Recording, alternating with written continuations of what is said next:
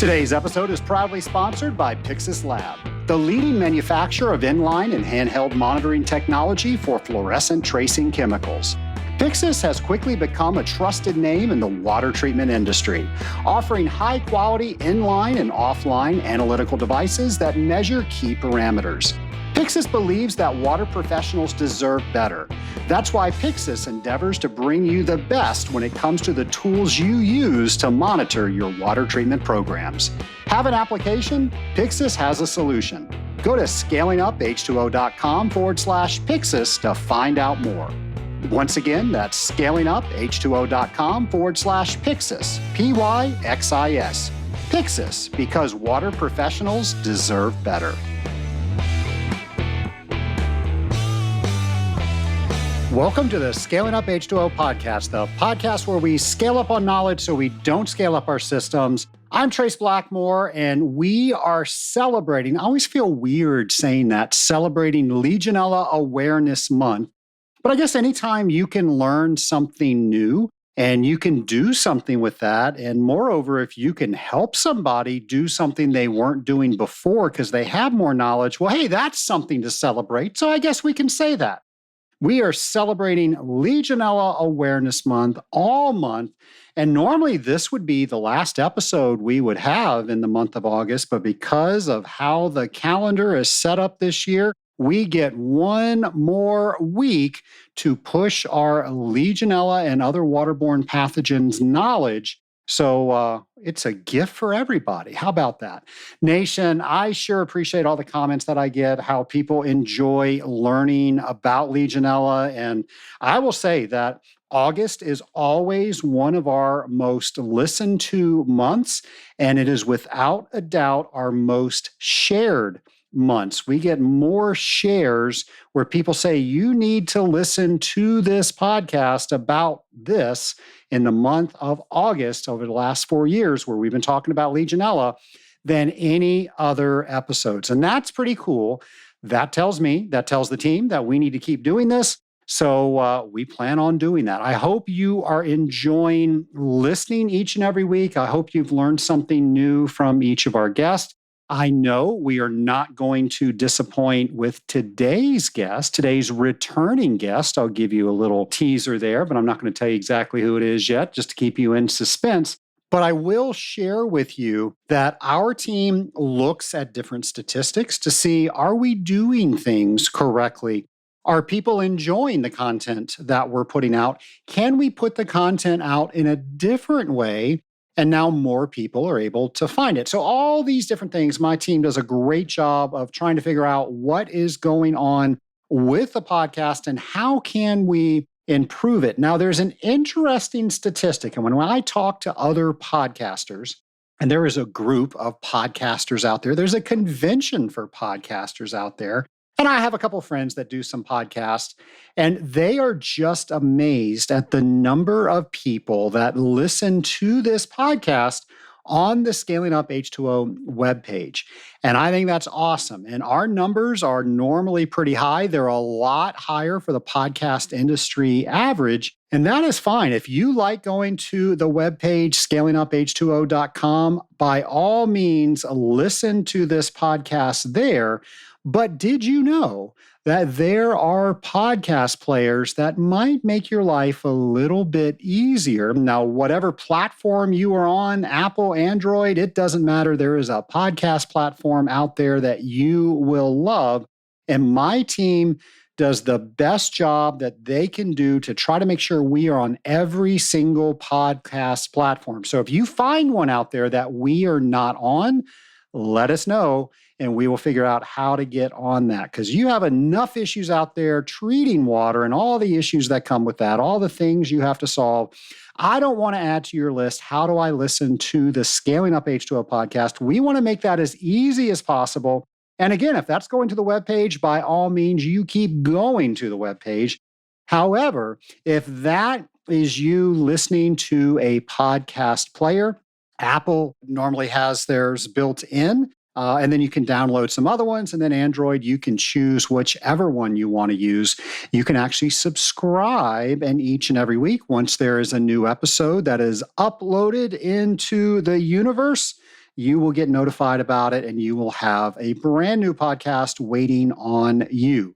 So now maybe you know somebody that does not know how to set up a podcast player. Maybe that's your good deed this week. Maybe you can help somebody utilize technology to make things a little bit easier for themselves. One of the ways that a lot of people are utilizing the web page, and by no means am I discouraging people from listing on the web page. I just know there might be some easier ways out there, and we're all about making your life easy. But the web page is a great place to go to make sure you know about all the events that are taking place. One of them might be in your backyard, so you want to make sure that you are going. Now, this first event is one that I talk about quite a bit. It's one of my favorite events. I've been involved with this organization for about 2 decades, and that really scares me that I can use that word. But yeah, not only once, I can use it twice. Over 20 years, I've been involved with the Association of Water Technologies. I served on many committees, still do serve on a committee, and I was president of that fine organization. And their annual convention is taking place September 10th through 13th in Louisville, Kentucky. So make sure you've got your reservations for that. And I've mentioned on this podcast several times, but we are shifting the dates of that just a little bit. Normally, it starts on a Wednesday. Well, the 10th is on a Tuesday. So just be aware of that. Also, the 9th is if you are going to go to the business owners meeting. That's taking place on Monday. In years past, that took place on Tuesday. So make sure you are looking at a calendar. You're making the proper reservations for your hotel, for your rental car, for your flights, all that stuff. I don't want you to miss anything, because this is one of my favorites. And by all means, if you're there, come find me. I want to see you. I've got a button for you. There are so many people that just love collecting, scaling up H2O buttons. And somebody showed me they had like 7 and they put them all in their backpack. And we've changed the logo at least twice that I know of, maybe 3 times. Just trying to update it. They had every single one. So who knows? Those are collector's items. I'll make sure to have plenty of those for you. So be sure to find me. I'll get you a button, and I'd love to hear what you think about the show. Now, maybe you live near Garden Grove, California, and you're going to be there during September 15th through 17th. Well, you probably want to check out the Reuse California Annual Conference, and we'll have all that information on our show notes page, just like we will for Source Water Protection Week, and that's going to be September 24th through 30th. That's put on by the American Water Works Association, and that's about raising awareness about the importance of caring for our beautiful drinking water sources. We'll have all that information. And then I mentioned this one last week. I'm going to mention it again because I just think it's cool.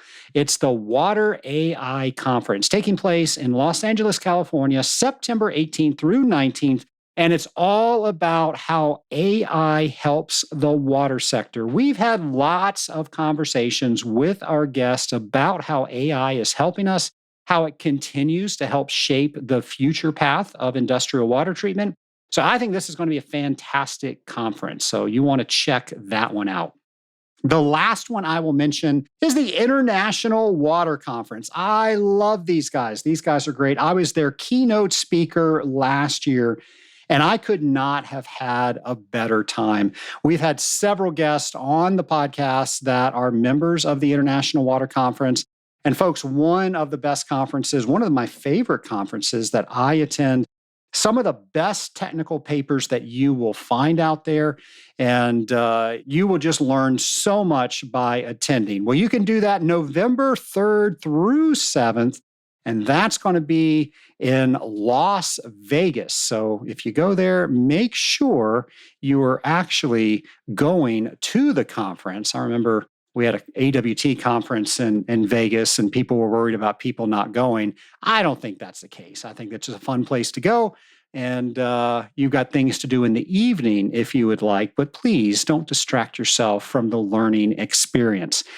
All of this and more we will have by going to scalinguph2o.com and go to our event section. Nation, if you are on that events page and you see something, I guess you wouldn't see it. So if you don't see something that should be on there, go over to the ideas page. Let us know what that is. We will get that on there.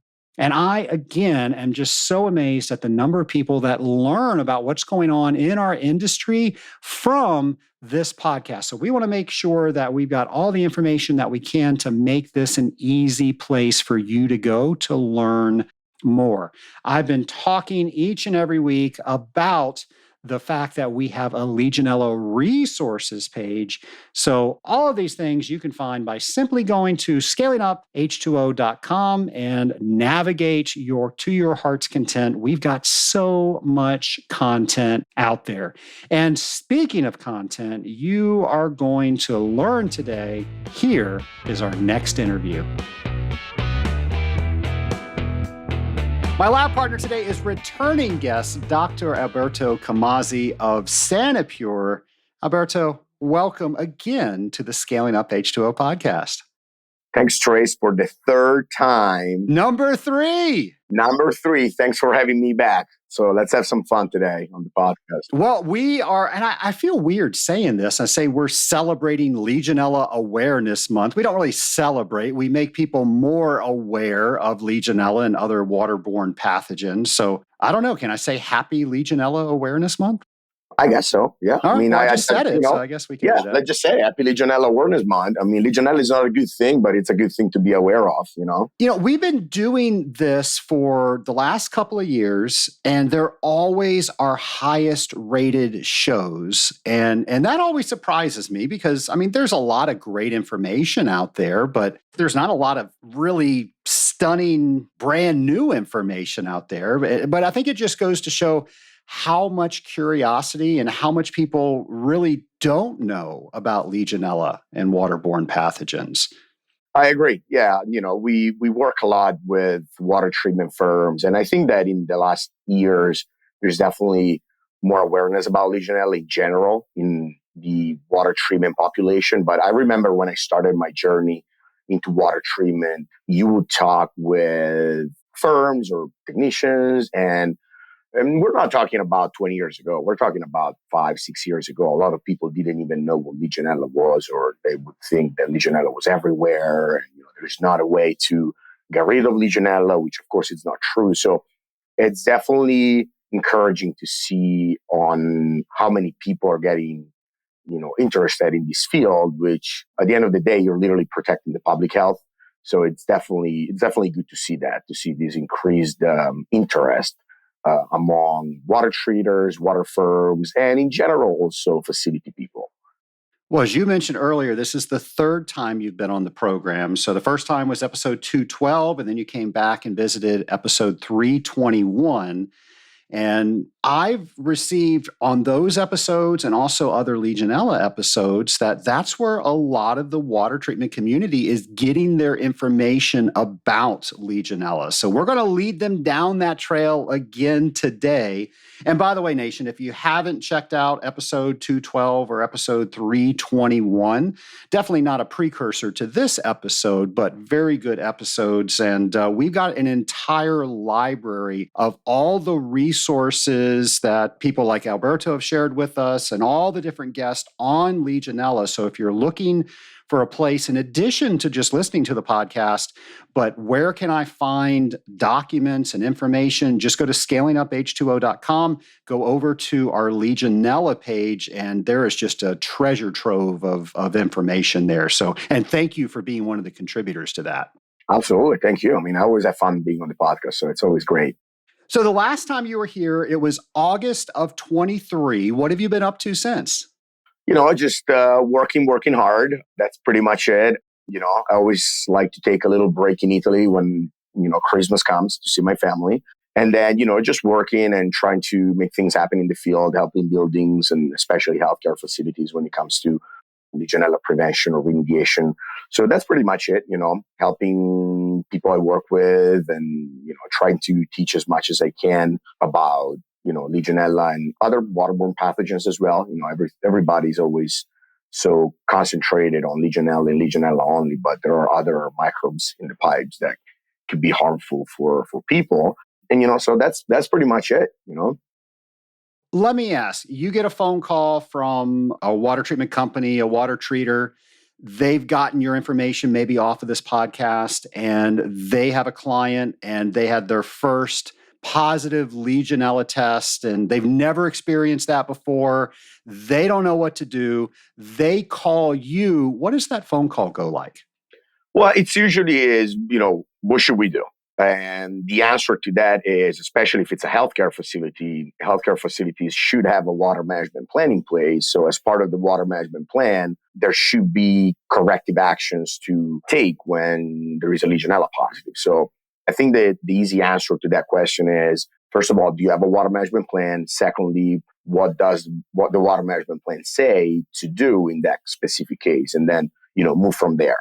And then it also depends where that positive come from, right? Or the levels or the level of positivity as well. It's higher or lower than 30%.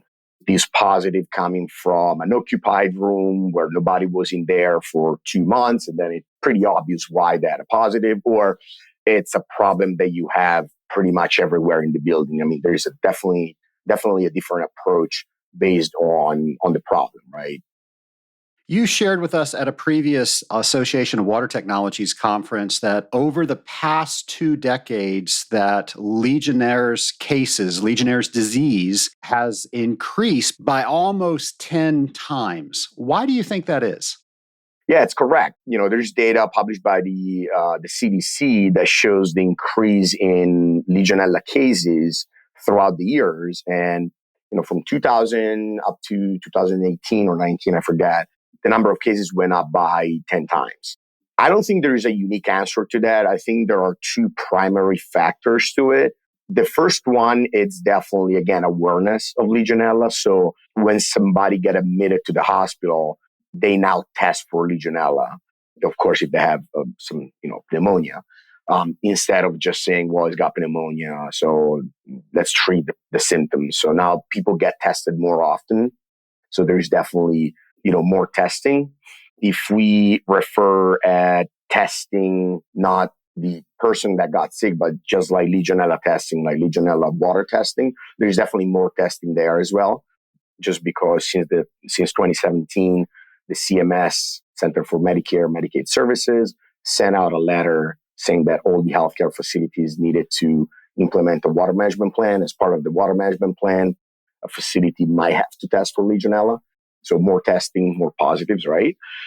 But there is also correlation between positives and building water systems. In this new building water system, or even in old building water system, we're trying to do everything we can to save water, to save the water use, to use, less water, as little as water as we can, which that's a great environmental impact. You're wasting less water. That's great. You're saving energy, saving cost. But the real cost for that is public health. These saving water in buildings, it has the result of increase the water age into the building. And that's one of the main factors for Legionella growth in building water system. Higher water age, higher chances of Legionella growth in building water system. Because with higher water age, which means like lower water consumption, you're going to have lower disinfectant residuals coming from the city. And you're also going to have, on average, higher water temperatures in the building, which both of them are factors that are going to increase the chances of having Legionella in your building plumbing system. So I would say these are the 2 biggest contributors to that, 10 times factor. It's more testing and higher water age in buildings. They're building a pretty extensive wing on the hospital right by the studio that we're in right now. And we noticed that when we were walking through, where they used to have sinks at every possible location and rooms and wherever anybody could wash their hands, they're not doing that anymore. Correct. It's definitely less point of use. A lot of time you have, those faucets that you put your hand under the faucet and the faucet turns on. That's definitely just, less water flow that comes out of the faucet. Same thing when you flush the toilet. And I know I'm going to get a lot of plumbing engineers angry right now, but most of the building water systems in the country are grossly oversized. They size the plumbing system. If, we were to use the whole water, every fixture at once, but everybody's aware that that's not the case. So the result of that, it's a grossly oversized plumbing system, which again, it will ultimately increase even more the water age in the plumbing system. So it's a contribution of all these little factors, right? Alberto, on episode 348, we had Christoph Lohr of IAPMO come and speak with the Scaling Up Nation. And they actually talked about that very thing. And they've redone the calculations. And he shares that with us in that episode. We'll be sure to put some link on there on the show notes. But they agree with you. They're saying, hey, that a lot of systems are oversized, and they're trying to help with that. Yeah. And I know Chris very well, so I want to say hi to Chris. But yeah, I mean, there's definitely a lot going on with different associations in terms of guidelines and standards that now are mainly concentrated for building water systems. Well, let's go there because I mentioned IATMO, there's ASSE, there's ASHRAE, there's CDC. I mean, the alphabet goes on. Who do you listen to? Where do you go to try to find the answer you're looking for? Mm-hmm. Well, I guess the answer is it depends on about which facility we're talking about, right? So if I were a healthcare facility manager and I needed to implement a water management plan, the first two things I'll be looking at will be ASHRAE 188 and the CDC toolkit. So those are two documents that help healthcare facility managers and healthcare facility people in general to implement a water management plan and execute a water management plan in buildings. And then there are other associations that publish other guidelines with great information about Legionella. As you mentioned, the Industrial Hygienists Association, ASHRAE has another standard out, ASHRAE 514. That's more related to the hazards about everything related to water hygiene, not just specifically to Legionella. It touches on other pathogens as well. So that's definitely great.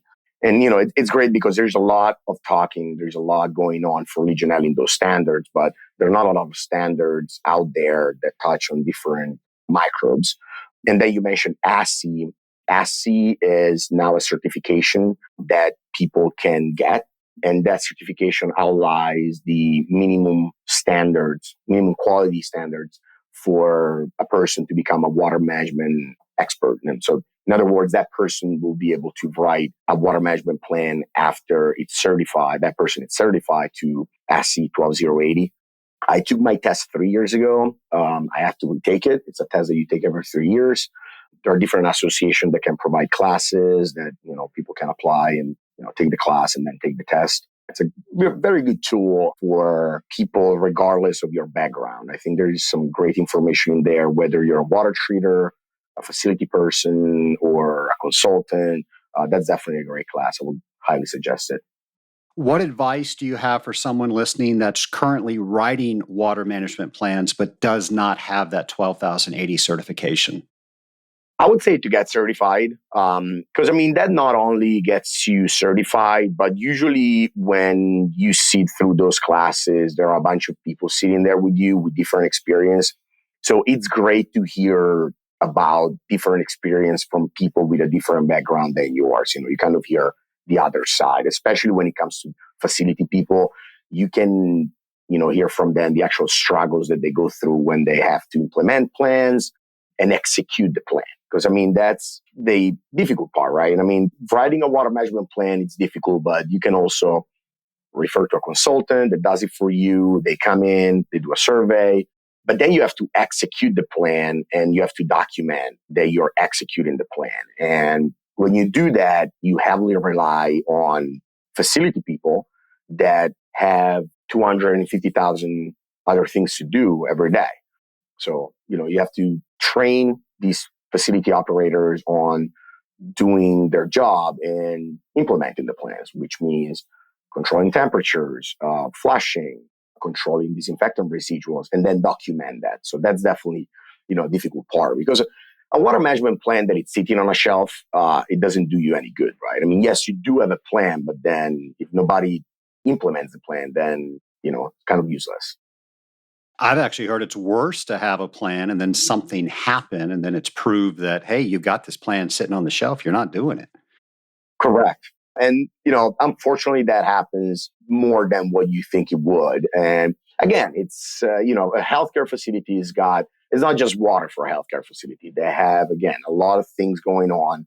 And sometimes, the water management plan may not become their top priority because they got a bigger problem. And, because of that, they just forget to do it. But then when something happens, then it's bad.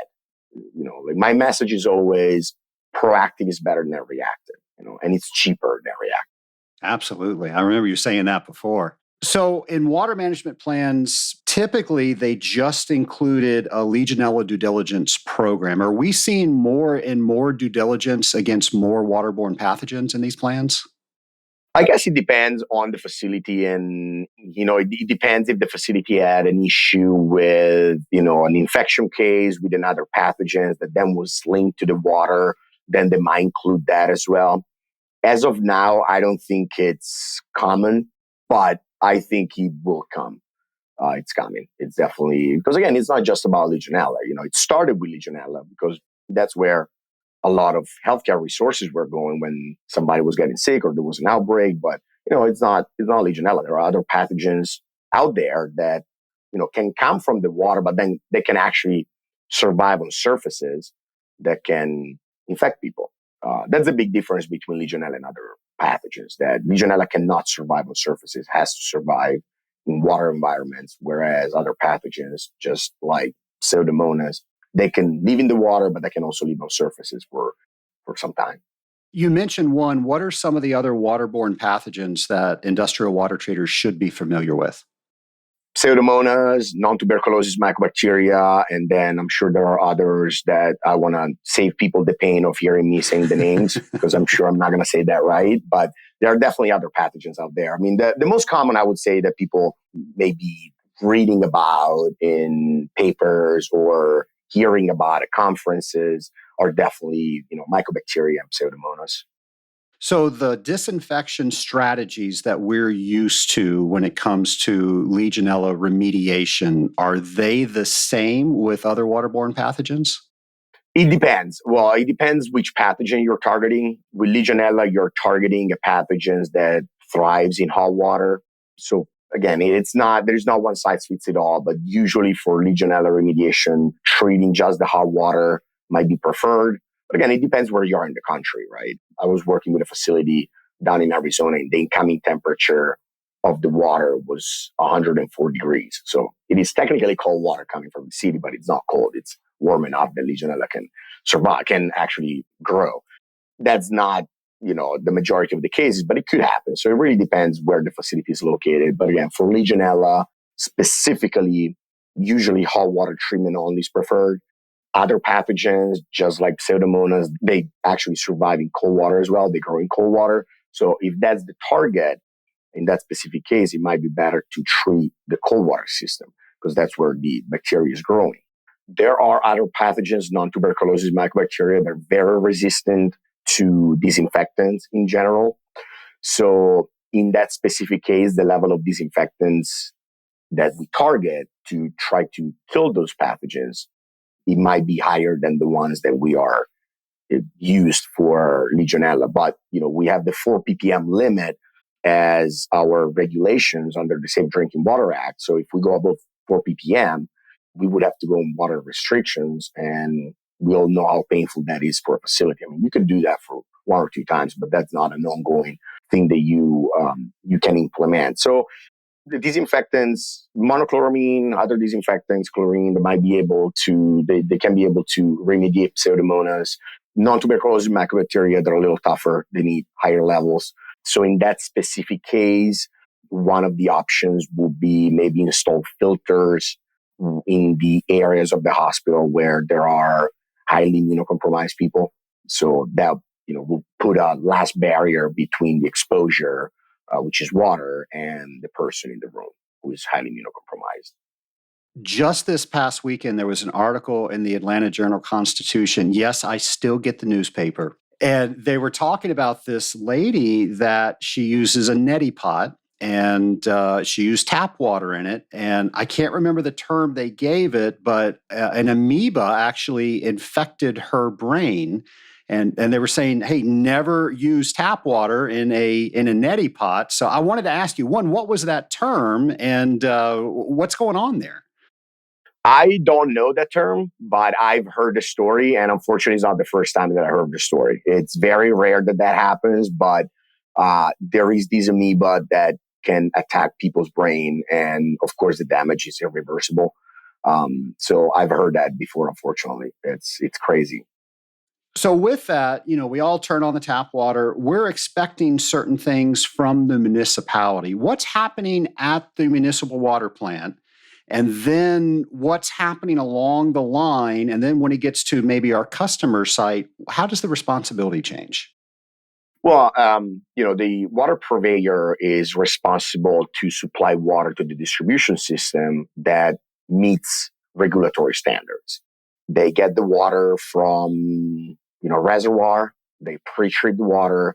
They implement 2 disinfection steps. They're called primary and secondary. The primary disinfection step is to inactivate a microorganism other than Legionella.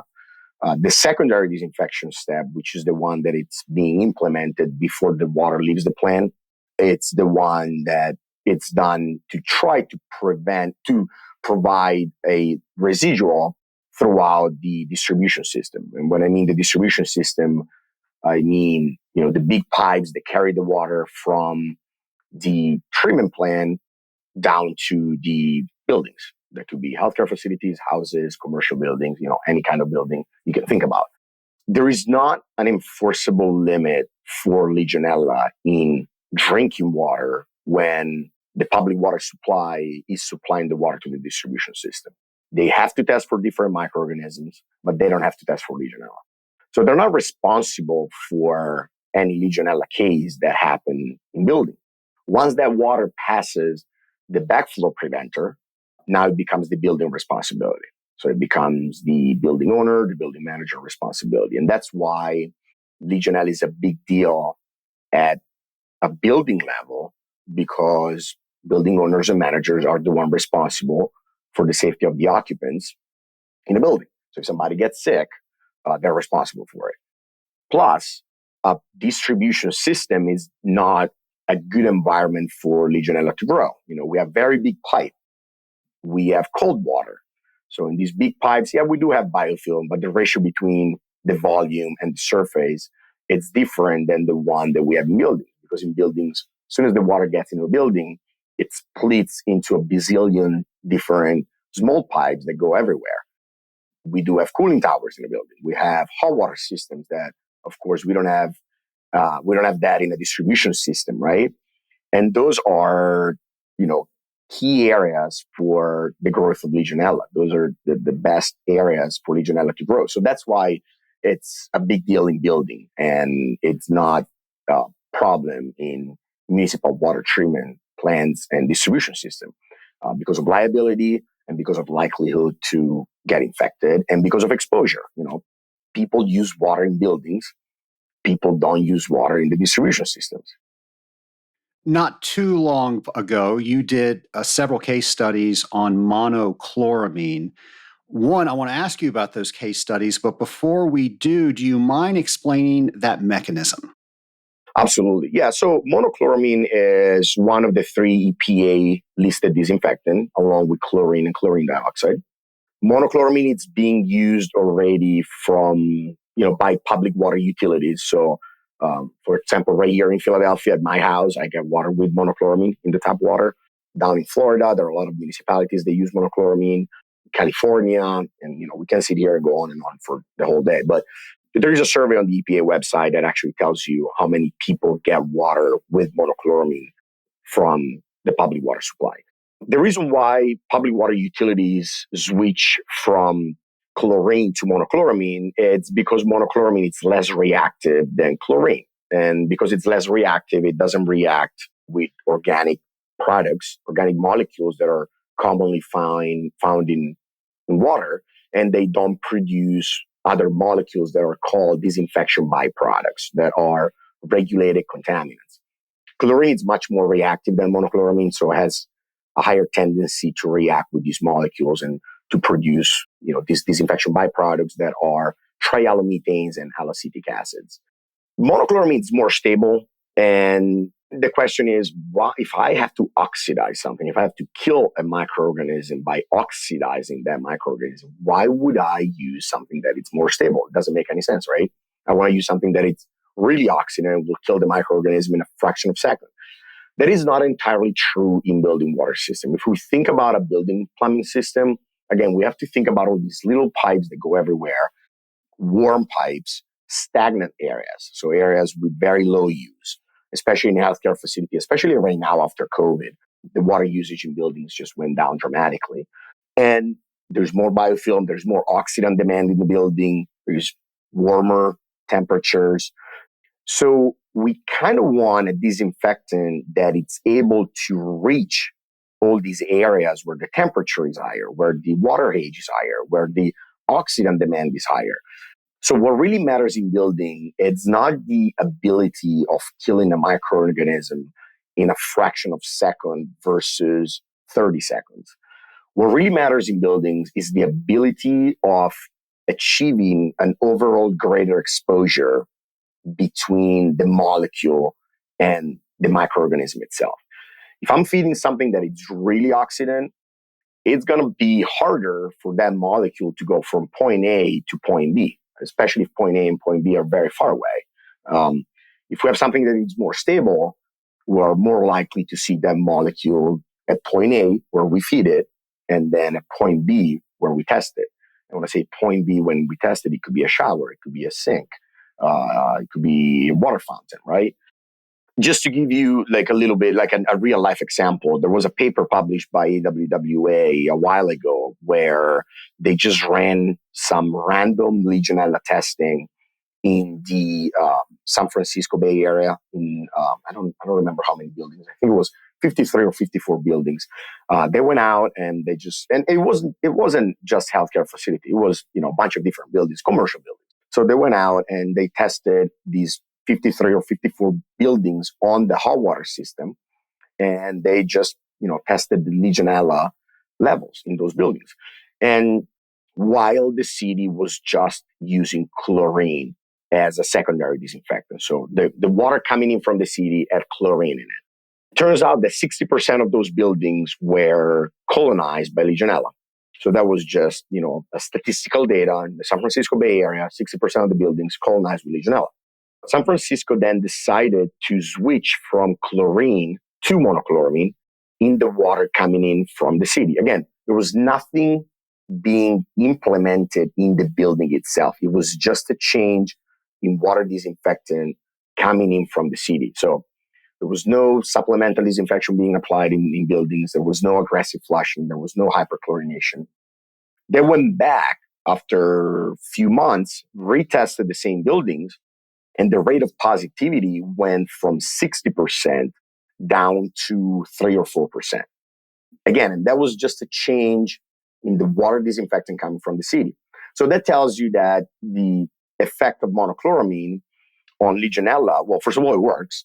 And secondly, it's because, those buildings were likely receiving higher levels of disinfectant from the municipality, because the disinfectant that the municipality was now using, monochloramine, was more stable than chlorine.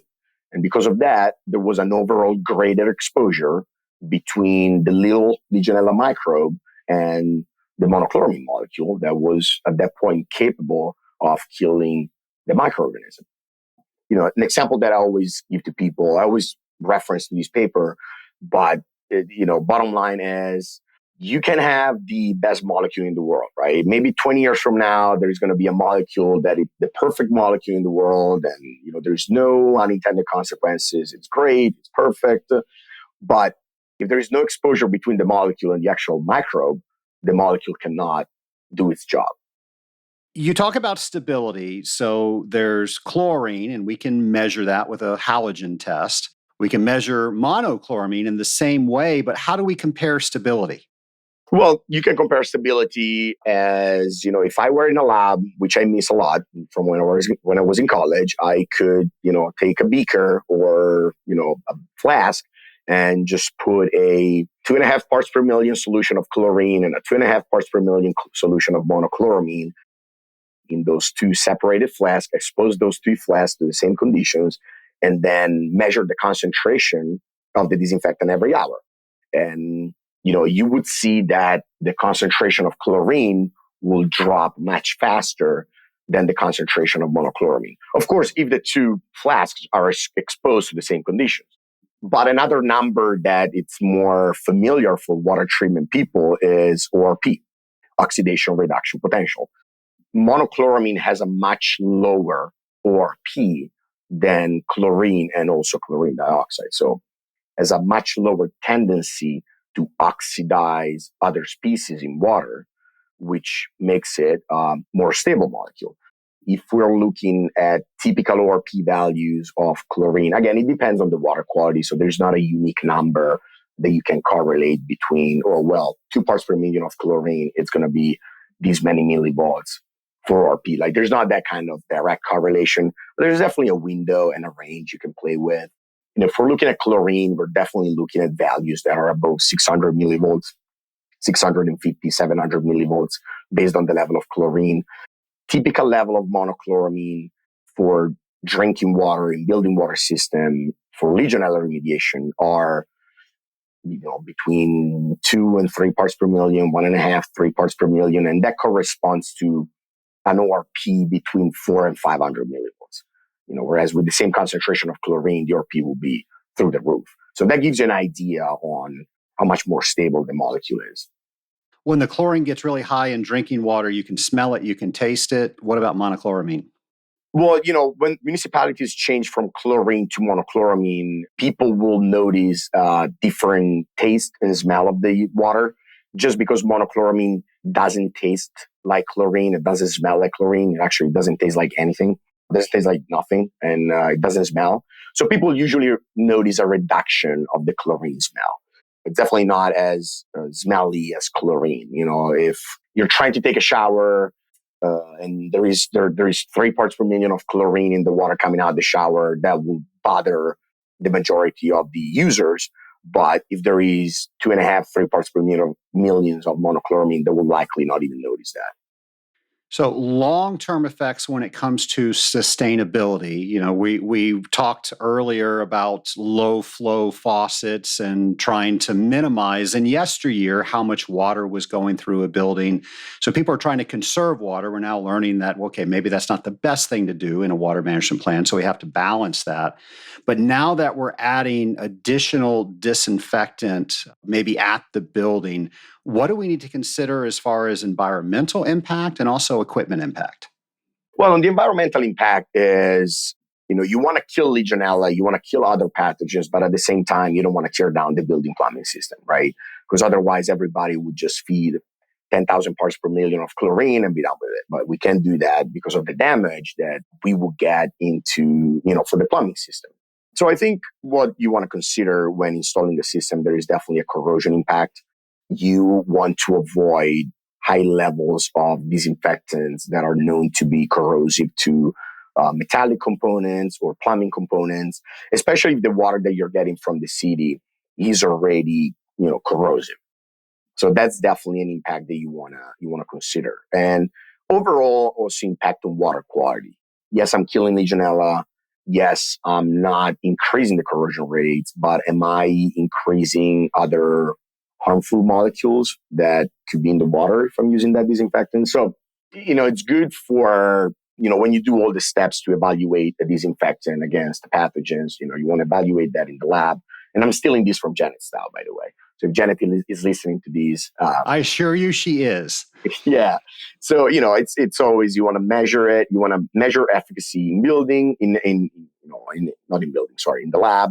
And then you want to go, you want to move up to buildings and measure efficacy in buildings. Then you want to keep gathering data after you implement the disinfectants to make sure that you're not impacting water quality. And then after that, after you have the data, there are papers that are published in the peer-reviewed literature, even from the EPA or from other research laboratories or colleges, where they actually evaluate the impact of a disinfectant after it's being fed to a building water system for months, or in some cases, even for years. So it's very important to refer to those papers to understand, I got Legionella under control for 10 years, but did anything else happen? And if the answer is no, your water quality didn't change, your corrosion rates didn't increase, then that might be a good option for your building, because now you have data published in the peer-reviewed literature that says that there's no unintended consequences about that specific disinfectant in the building water system. And that's something that when I talk to people, I always refer to is the peer-reviewed published data. A lot of companies, we all do marketing, right? When we do marketing, we try to market our products. But I think it's very important when it comes to healthcare facilities and, buildings and public health in general, that the data that you're presenting, it's reviewed by someone else, such as the EPA, for example. Because, I can sit here and write whatever I want, right? But then if there's nobody to review it, I can write, whatever. It's great. I mean, white papers are a great tool to educate people if they're used in the right way. So, you can educate people on the chemistry of monochloramine or chlorine dioxide or, whatever other molecule, as well as you're, writing correct information and you're not just trying to drive your own agenda. In the case study we mentioned earlier, you were specifically looking after Pseudomonas. What did you find out with that in monochloramine? Yeah, that was a case study that we did in some facilities, back in the motherland, where they had a Pseudomonas issue. This facility went through, what you usually would do if you have a colonization. You do flushing, you do hyperchlorination, and usually, as we all know, those short-term remediation, they're not usually effective over the long term. So sure enough, Pseudomonas came back after a few weeks or a few months. So they decided to install and implement a monochloramine treatment and then measure level of Pseudomonas after the treatment was implemented. And it was completely successful in reducing and controlling Pseudomonas colonizations. In buildings, there were a couple of case studies in commercial buildings, actually in a hospital, in a commercial building. And then there was also a case study on a municipality water treatment plant. So that means that, municipal water treatment plant. So we're not after the backflow preventer, we're before the backflow preventer of a building. We're at the municipal level that have Pseudomonas colonization throughout the whole distribution system. And they decided to install monochloramine to control Pseudomonas, and which it worked. And again, why did it work? Because it's more stable, and because it's more stable, it can reach the furthest point of that distribution system. Say somebody listening contacts you and they want to install a monochloramine system. What information do you need to know from them?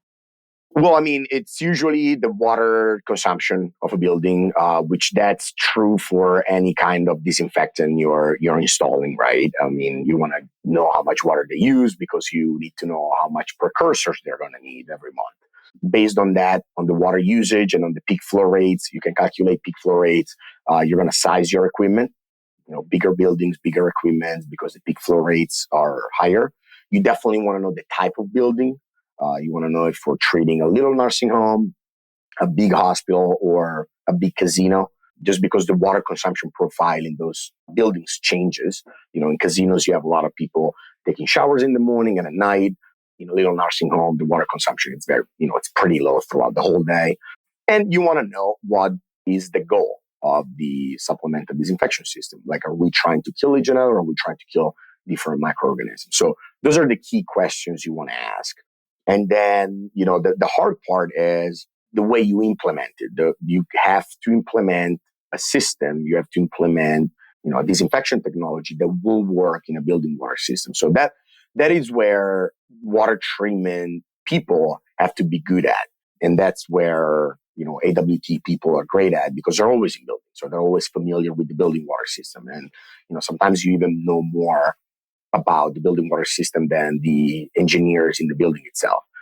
You need to know the plumbing system before you make the application, because again, you can have the best chemistry in the world, but if you don't install it properly, if it's not engineered properly, it's not going to work. So as we're celebrating, and again, that's a weird way of saying it, but as we're celebrating Legionella Awareness Month, maybe more waterborne pathogen awareness month, what's the one thing you want to make sure everybody listening knows? I know it's not nice to say, but it would be good sometime to hear the feedback from facility people about Legionella, right? Like there are a lot of guidelines. There's a lot of information. There are a lot of presentation at conferences, but that's a lot of people in the field or a lot of consultants. I mean, it would be good sometimes to have somebody from healthcare, facility manager that was actually involved in an outbreak and share what they went through during that outbreak in terms of response measures, in terms of cost, in terms of manpower that they needed. Because as water treaters, we always see the other side of the table. We see the implementation, we're going in the building, we're going to fix the problem, which we do. But it's also important to hear what they have to say at the facility level, because it's extremely stressful for them when that happens. You have a problem in the water you didn't know you have. Something happens and now you're responsible for it. And you didn't even know that you had that problem. So I think it would be good for people, if they never heard about that experience, to try to talk with somebody who had that experience, who was involved in an outbreak response, because it's painful. I mean, it's really painful. And, it's probably not a good story to hear, but it's definitely good education. It's good education to prevent that to happen again in another facility. Alberto, what would you say your biggest lesson learned around Legionella is? I think my biggest lesson learned about Legionella is, and I think we kind of talked about that in a previous show, is that there is no magic wand, there's no silver bullet, there's not a one size fits it all. It's usually a team effort. And in this team, it's usually the water management team. You have a lot of people with different backgrounds. You have consultants, you have facility people, you have water treatment, you have product manufacturers. Sometimes, unfortunately, you have lawyers. So it's a team effort.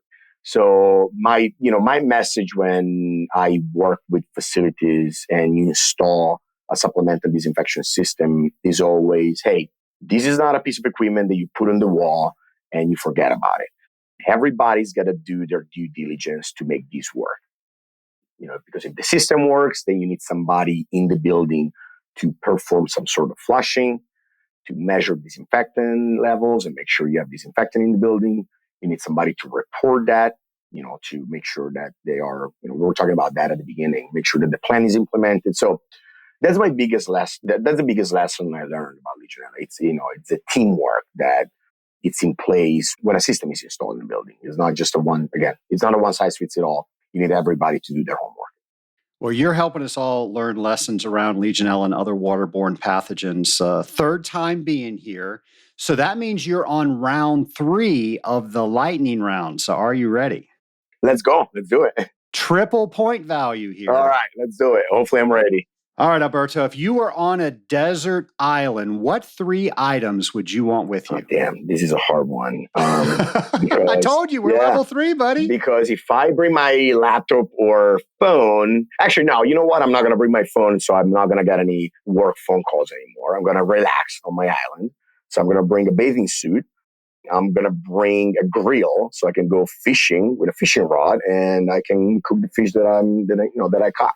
That's probably, those are the 3 items I'm bringing. There you go. All right. There's no cell towers on this island, so the phone wouldn't work anyway. Okay. Yeah, exactly. Why should someone consider a career in water treatment? I think that, and I was literally just talking about these with one of my customers a few weeks ago, because if you learn water treatment and if you get involved in water treatment, especially if you get involved in process water treatment, which that's fascinating for me because that's not something that I do every day. So when I do that, it's different than my, daily routine. So I get very excited.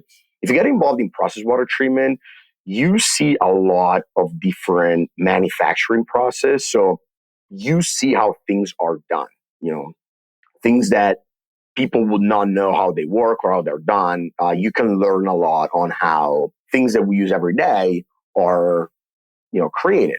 Because water is everywhere. So in every manufacturing plant, there is water and there is water treatment.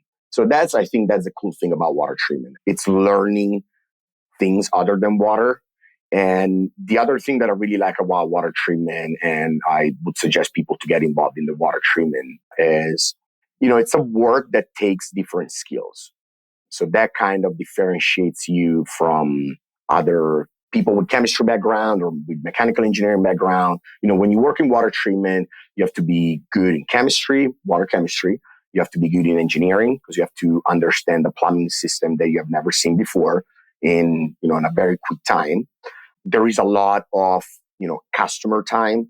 So you have to be good in interacting with people and asking questions, learning people's needs. So that's what I like about water treatment is these different skills. And if you get involved in the water treatment world, is you can be trained into being good in all these different skills. So that's, I think, one of the coolest thing about water treatment. Love that answer. Over the next 12 months, what's the one thing you're looking forward to most? AWT 2024. No, there are a lot of things that I'm looking for. Usually summer is very busy for us. So definitely, get some good work done in the field. From a personal level, I have new people working with me right now. So I'm very excited to have other people that I can train and I can take them with me in the field. There are a lot of interesting conferences coming up right before the summer and right after the summer, which I'm going to be going to. So I'm, really excited for that. I love conferences. As much as we all had fun during those virtual conferences during COVID, I'm a face-to-face person. I think that's extremely valuable. So I'm definitely looking forward to that. And also again, from a personal, professional standpoint, we're working on different projects other than drinking water. So I'm really looking forward to that, to work on these different projects and make that happen in the field. You mentioned AWT. You're going to be presenting at this year's conference. Can you give us a little preview? Yeah, absolutely. Actually, I just got a few days ago my, letter that I was accepted as a speaker. So I'm very happy. The last time I spoke at AWT, it was in 2022 in Vancouver. They put me back then in Vancouver at the 5:30 p.m. session. So I let you guys imagine how happy people were to hear about Legionella when it's happy hour time. But at this time, I'm scheduled to be, I think, at 11:30 on a Friday morning. So that would be definitely better. And this year, I'm going to speak with Megan Camright. So there will be two speakers, and we'll talk about the pros and cons of PCR analysis in response to a Legionella outbreak. So it's going to be a nice presentation because there will be a little bit of theory about disinfectants that were implemented and testing, but it's actually a case study. So it's actually something that happened in real life in a building. And as we were talking before about the pain of the healthcare people when they go through that process, we'll touch on that as well. So it will definitely be a nice presentation about, real life experience of an outbreak and how testing goes when an outbreak happens. Well, I will be in the audience. I can't wait to hear it. All right. I appreciate it. And I look forward to be in Louisville. That's going to be fun. If I'm not mistaken, that was supposed to be the 2020 conference. Correct. And then because of COVID, they rescheduled. And I believe that's why it's on a shortened. When you won that award, right, at that conference? That's right. Online. So we're going to celebrate. We're going to celebrate in real life for your award that you won 4 years before. I love that. Thank you for that. Absolutely. Yeah, that was a great honor. The Ray Ball Memorial Water Technologist of the Year Award. And great honor. Unfortunately, I was here in the office when I accepted it. So thanks for bringing that up. I remember it. Well, I want to thank you for coming back the third time and helping us again with Legionella Awareness Month. You are definitely helping us scale up our knowledge when it comes to waterborne pathogens. I appreciate it. Thanks for having me for the third time. And, I look forward to see everybody at the AWT conference in the fall. So I'll see you guys. Thank you very much. Alberto, we love it when you come on the Scaling Up H2O podcast. And I have to say, when I see Alberto and his crew at the AWT or any convention that we might both be at, he is always so happy to see me and invites me over. And normally people are talking about him being on the Scaling Up H2O podcast. So thank you for all of your support that you have given us throughout the years. And the Scaling Up Nation definitely enjoys everything that you have to say. By the way, we were talking about those IAPMO water calculations. That was actually from show 348.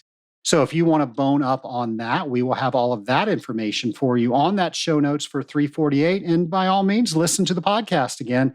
I enjoyed that podcast. Let's face it, I enjoy every single podcast.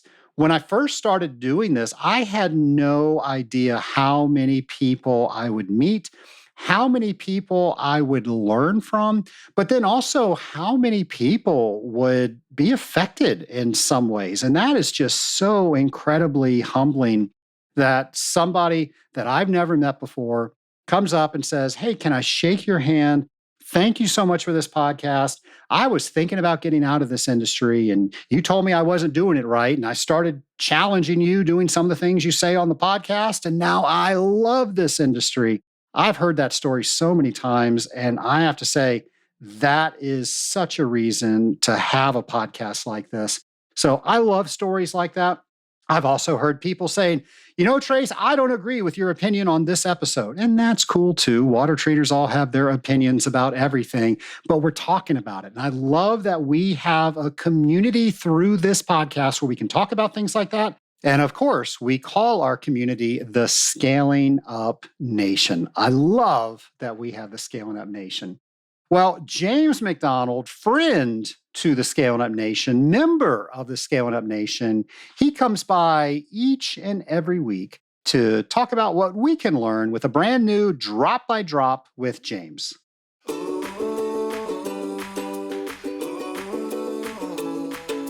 Welcome to Drop by Drop with James, the podcast segment where we wonder, explore, think about, imagine, and learn industrial water treatment, you guessed it, drop by drop, together.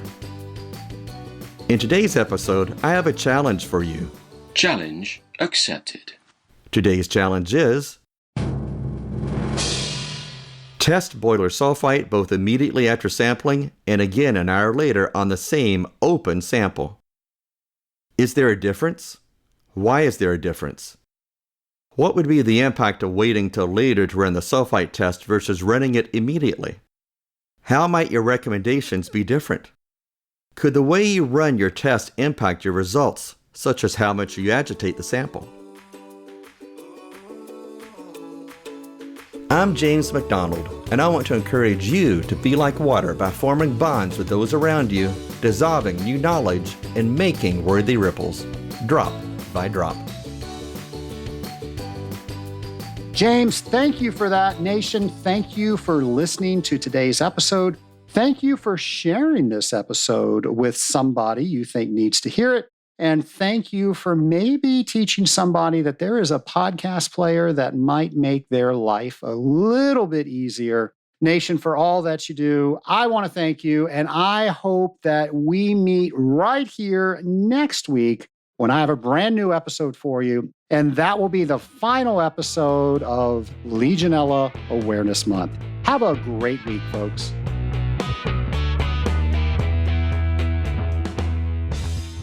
Scaling Up Nation, there's no doubt about it. I love this industry. I love to train in this industry. I love to coach in this industry.